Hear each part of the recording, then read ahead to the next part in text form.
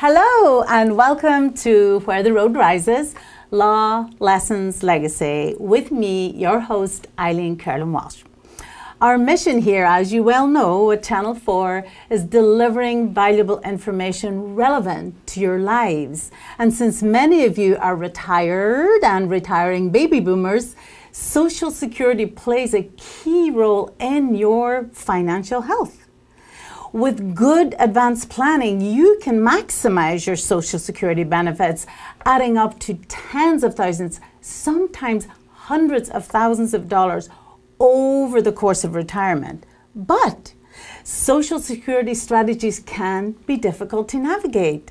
And it's not the Social Security Administration's job to advise you when and how to take your benefits to your greatest good. So we look to independent advisors who understand the strategies to weave those maximum benefits into our financial plan. And our guest today, Suellen, has just such expertise. She is the owner of Hocking Financial Group here in Palos Heights. She's a financial planner and an educator. For 30 years, she has helped families reach their financial goals through sound retirement strategies, legal tax avoidance, wealth accumulation, and estate preservation. She has written newspaper articles, hosted TV programs, and taught extensively in her field, including classes still to this day right here at Moraine Valley. So she's going to tell us what baby boomers want to know about Social Security strategies. So welcome, Lynn. Thank you, Eileen. Thank you. Oh my, we're delighted to have you here. And let's start with that big question that most baby boomers want to know. Will Social Security be here for us when it's our time to retire? I believe, yes, it will be. I think Social Security is really the third rail of politics. That the reason they're not getting their act together to try and make sure that it lasts for all of our lifetimes is that people get elected based on things that they do. Yes. Regarding Social Security. So we have to put pressure on our lawmakers to make sure that Social Security is there for us and that they make the proper decisions and not kick the can down the road. Yeah, so it's our job as well as their job to make sure it is there for us. So the responsibility is always in our advocacy too, and that's a good reminder. What about Social Security credits? How many do we need to receive benefits? Are these sitting there in one little account for us, or is it collective? How do the credits work? The credits are individual, and you get 1 credit per 1 quarter of work. You need 40 credits to collect Social Security. So today, they also have an earnings test. So it's $1,410 that you earn in that quarter. Okay. You know, you have to earn at least that much, or $5,640 a year, approximately. So. Okay. In order to be sure that because it's possible not to qualify. Right. If you don't have enough quarters of coverage, or credits as it's called now, you won't qualify, and you may have to work some additional quarters in order to qualify. And how much can we expect to receive? Is it possible to estimate how much we're going to receive? Can we get a report to show how much we've currently qualified for? Well, at age 60, I believe the Social Security Administration is sending out again the paper reports. From the old days, yeah. Yes, and that will tell you at age 62, early retirement, what your benefit might be, at full retirement age, and at 70, what your retirement benefit will be.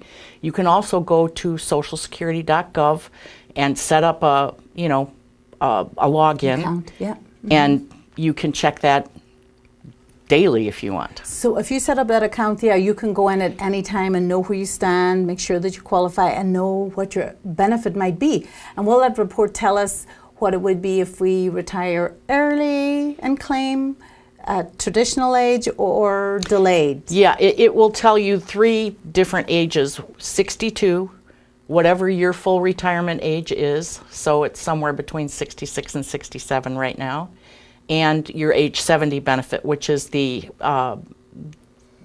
the oldest benefit that you should be claiming at. And what are the factors? So we'll get right back to the benefits of claiming delayed or early. But just in general, what are the factors to consider as to when we do apply? So there's so many different factors, and we use a lot of computer-generated scenarios for people to be able to see, you know, when is the best time or what works best for me. But it's hard to know. It can depend on your health. Right. It can depend, they'll say in the publications your life expectancy. None of us knows what our life expectancy is. We don't. If only we knew the day and the hour. Yeah. And, you know, your need for income. Your need for income. And finally, you know, what are your assets? Because your assets at that point should be used to help generate income that will supplement your Social Security. So that's what the value of the financial planner helping you with your strategy is, because it's not just your Social Security, it's what other forms of income, if you have spousal income, to know whether you can delay and get the benefits of that. So it's just one piece of your entire financial plan. It is, and it used to be, you know, at age 65 you got the gold watch and you went to Social Security and Medicare and you did it all at once. That was our parents' generation. Today you can be collecting Social Security and not be on Medicare.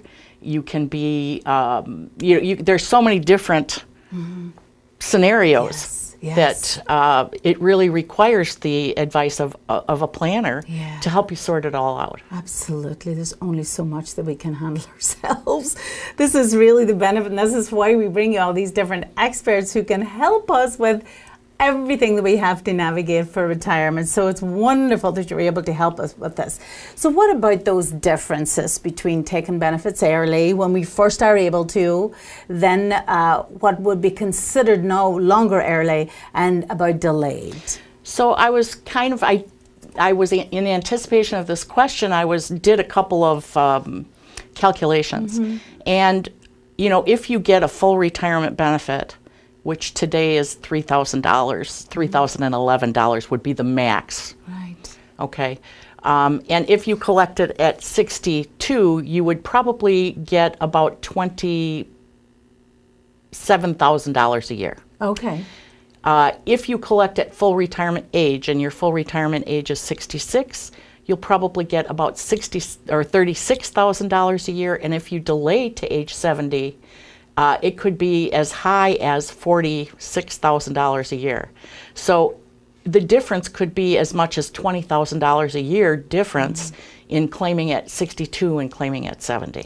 And if you make another 2 decades, so this is where we're talking about truly, it can be hundreds of thousands of dollars. Yes. And as we know, and as we've said many times, we are living that extra decade. Many of us are going to live to our 90s. So that can make a huge difference to the income we have through those years, and maybe help alleviate that fear of outliving our money, which many of our seniors have. Well, it's the main concerns are health and wealth. And, you know, as far as my practice is concerned, we can help you with the wealth aspect of it. And there's just so many ins and outs. Yes, yes. But I have the same experience you have, which is seeing people living longer. You know, people are living well into their 90s, even if their parents didn't. And you have to plan for that. Yes, absolutely. Because there's really not, it's not good quality in our later years if we have the health and we're still here and we really don't have the income to support that. Yes. So we have to consider everything. Now, if we do take that early retirement and we're still hale and healthy and we want to work, can we lock in that amount and then work as much as we want right up until we feel we don't want to work at all anymore? If you retire early, there is an earnings limitation. So you can earn up to $18,420 in 2020 and not be penalized at all. So you can work, say, part-time, earn up to that limit and not give up any of your Social Security. However, if you exceed the $18,420, you're going to be penalized $1 of Social Security for every $2 that you earn. Additionally, in the first year of retirement, there are some other rules, but it's a little complicated Yeah. to talk about in this venue. Now, if you retire at the age that you qualify, that's not considered early, can you work as much as you want? Yes, if you, full retirement age in 2020 is 66 and 8 months. So if you are full retirement age, you can earn as much as you want. You could earn $250,000 and not be penalized anything on your Social Security. Those super agers out there, you know, take that on board. And indeed, we have some of the super agers. So when we talk about maximizing benefits, what are those the consideration? Is that what we're talking about? It is partly what we're talking about, that if you delay, you know, taking your benefit, you're going to get a lot more than if you take early. And yet the mindset with many people is, hey, I don't know if it's going to be there for me. That's the thing. And that is not the case. Social Security, I believe, will be there, especially for people near and at retirement right now. Right. So the longer you wait, the better off you are in terms of collecting Social Security. And, you know, what we were talking about earlier, you know, the difference between claiming early and at 70 is almost $20,000 a year at the maximum benefit.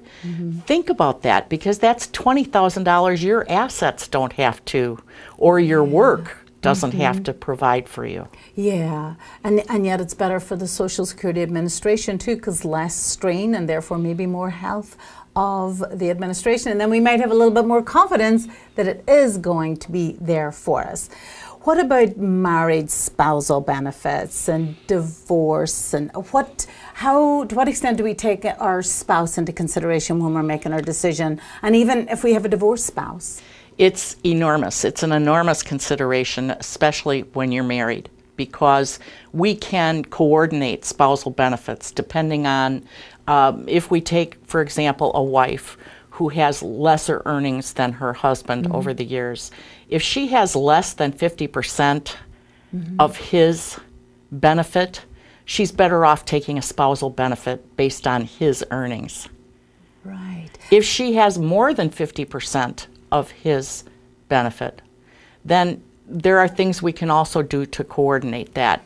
Sometimes you can claim it based on your own and switch to a spousal benefit, and so it's pretty complicated, and that's why we do these computer analyses, is to take a look and see what kind of scenarios work best for our client. Yes, and so when the first of the spouses is ready and maybe qualifies, you really need to get that advice before either of them claims. Right. You need to plan in advance. Now, with divorce, that's a different thing altogether.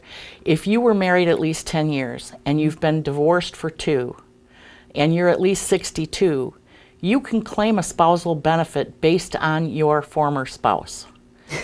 Well, this is a surprise. I'm sure it's a surprise to many people. Right, and that spouse doesn't know that you're claiming on their benefits, so you don't have to worry about, you know, kind of creating problems. Any kind of stress or family conflict or, you know, poking sleeping monsters. Exactly. Yeah. So that's a benefit that can be used where you can, you know, claim a spousal benefit on a divorced spouse and then switch over to your own at 70. I mean, there's so many things that you can do, but you cannot have been remarried. You cannot have been remarried, but what if your spouse is remarried? That does not matter. Your spouse can have 20 different spouses collecting on their record. Benefit. Oh my! And they all are entitled to it. Oh my! That's really enlightening, and I'm sure there are many of our viewers who wouldn't have known that. What about now, if we have that married couple and one passes away, where and how do you take survivor benefits into consideration? So survivor benefits, this is where I think there are a lot of misconceptions. A survivor benefit is 100% of your deceased spouse's benefit. Okay, so unlike a spousal benefit, which would be 50%, a survivor benefit is 100%.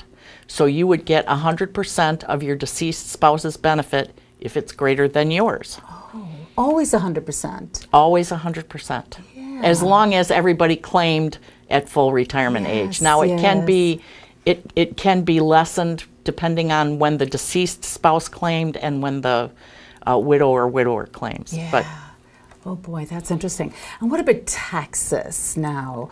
I believe when this program was first rolled out that we were told there would not be taxes on Social Security, but does the federal government in fact tax Social Security? yeah, and I call that a tax on a tax. Yeah. Because we were already, the Social Security was a tax that we paid in. Yeah. And in the 1980s, a senator by the name of Daniel Moynihan introduced legislation that was put into law that if you had earnings as a married couple over $32,000 but less than $44,000, your Social Security would begin to be taxed. So you add, say, that piece of your Social Security to your other income on your tax return. As a married couple, if you have over $44,000 of income, up to 85% of your Social Security benefit can be taxed or added on, you know, the line with your other income.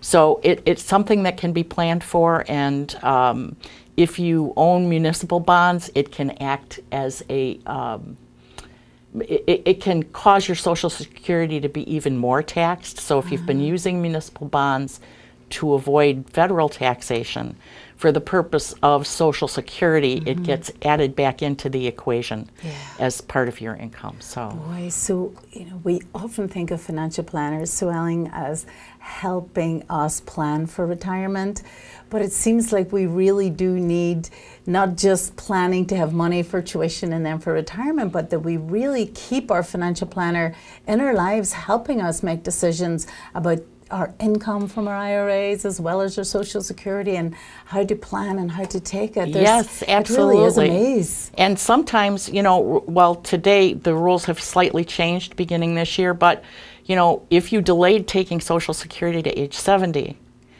and you know that we must begin withdrawing from our retirement plans at 70 and a half. Now that just got moved up to 72 for people turning 70 and a half in this year.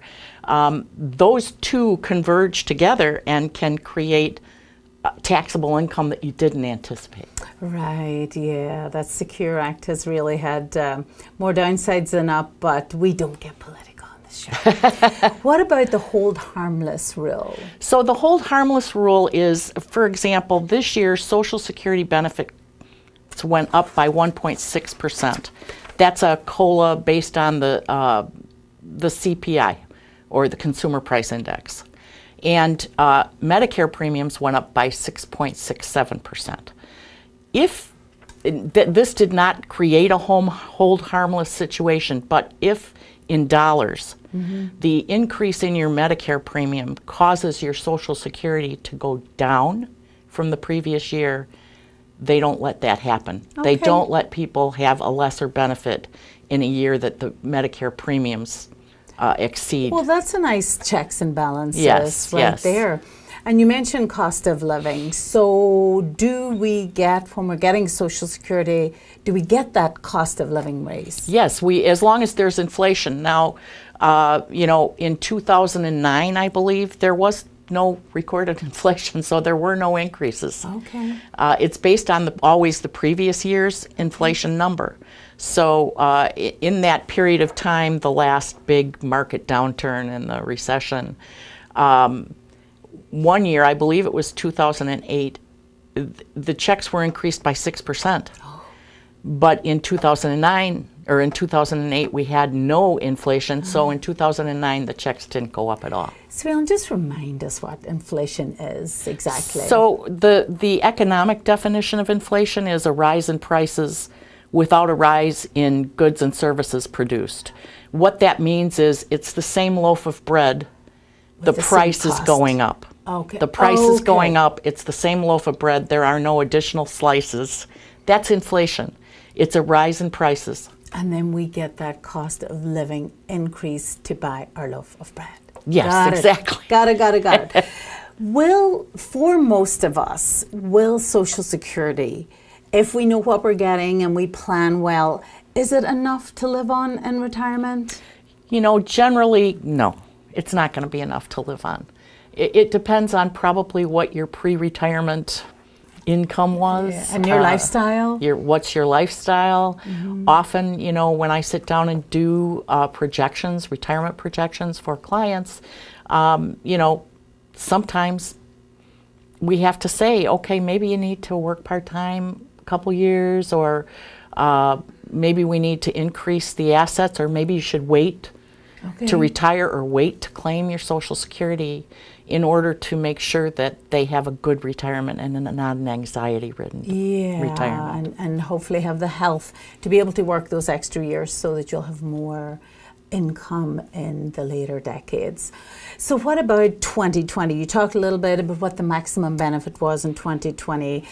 Did we talk about how much an individual's earnings can be taxed in 2020? No, we haven't talked about that yet. So we're talking about people who are working, that Social Security taxes your earnings, and in 2020 that's at $137,700. So that's, if you earn over that amount, there will be no Social Security tax on those earnings. Okay. So it's one area I believe that they can raise that limit, you know, to help shore up the system. There's a lot of things they can do. Yes, yes. The resources and the time and the motivation has to be to go there. So if I'm 62 this year, what is my full retirement age? Your full retirement age will be 66 and 8 months. Okay, yeah, so that climbs up to you. But we are living longer. No, wait, longer. I'm sorry, 66 and 4 months, I believe. Okay, yeah, we'll forgive that difference. But we are living longer, so that does, and we are healthier. We have greater health now. We have wonderful statins, so we're, you know, we are able to work longer. And because we are living those extra decades, it does make sense. It does make sense. So if the viewers want to contact you, so we've said that you teach a Moraine. Do you have anything coming up? I do. On February 20th, I'm teaching a daytime class called Cutting Taxes on IRA Withdrawals, and that is from 1:30 to 3 in the afternoon. So it's for people who are pretty much already retired. Yeah, and because of the changes, there was a law that just came into effect January 1st of this year, which does affect our IRAs and how we can stretch them. So it's really important to be informed about that, and I'm sure that's something that you'll be talking about. It's been a very popular class, and I've been presenting it for years, and people keep signing up for it. Yeah, so check out Moraine Valley's classes. Suellen will be there. And how could they get a hold of you? At your office? My office is located at 6600 West College Drive, and my phone number is 708-389-8318. This has been fascinating. Now, we could spend another half hour talking about other aspects of financial planning and the Secure Act, but we'll leave it there. Maybe you'll come back later in the spring, and maybe we could talk a little bit more about some of those aspects that we just touched upon really briefly today. Any closing thoughts, any last words, anything you want to leave our audience with? Just that I think in terms of claiming Social Security, it's so important that you use the services of a professional to help you make that decision. Often financial planners offer free consultations and can help you determine when the best time is to take your Social Security. But I don't think it's a throw the dart kind of thing that you should do, or just throw caution to the wind and say, I feel like retiring at 62, I'm going to do it right now. Yeah. Because what I've seen is just if you retire too early or collect Social Security too early, it creates a lot of anxiety, you know, if you're living on a shoestring. So, and I think what I want our viewers to know is that it's not too late. So there are, of course, we hear that if you start saving at 18 or your first paycheck in your 20s, but there are viewers in their 40s and 50s who haven't had that traditional, maybe good advice, maybe their parents weren't savers. So if someone is in their 40s and their 50s and they're now really thinking, because retirement is real and their later decades are real, there are still some strategies. There's still lots they can do. Absolutely. And, you know, there's always a chance, no matter what your age, to make things work more efficiently. Yes. And just an example, I had a client many, many years ago, and they had a lot of children. They had 6 children, and they put them all through college. That's a lot of and tuition. I mean, there was a reason they didn't have a ton of savings. Yes. But they were in a position at that point to do it. And as we did the projections, the answer was you need to save $20,000 a year. They did it. They did it. They had the most wonderful retirement, and they left a fabulous estate for their 6 children. And you've had all these years, over 30 years, you've had many people grow with you, and I know that you have many people come back and say, I've had my secure retirement because of you, and thank you. Thank you, So that's why you do what you do. Thank you. So thanks so much, Eileen. Suellen. That has been so helpful. I know you viewers will love it. If you have any questions, just call Suellen. Her number will be on the screen. You can contact her with more questions. You can always contact me with questions or comments or suggestions and ideas for future shows. You can always call Caroline Walsh. So thanks for watching, and we will see you next time on Where the Road Rises.